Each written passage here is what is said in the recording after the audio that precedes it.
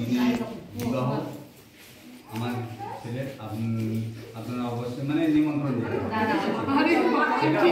Officially card দিয়ে তো পরে হবে, এটা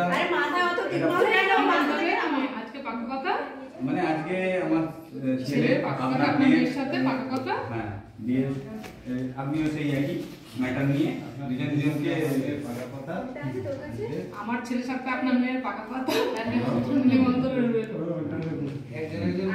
শঙ্খ বাজাও, শঙ্খ বাজাও।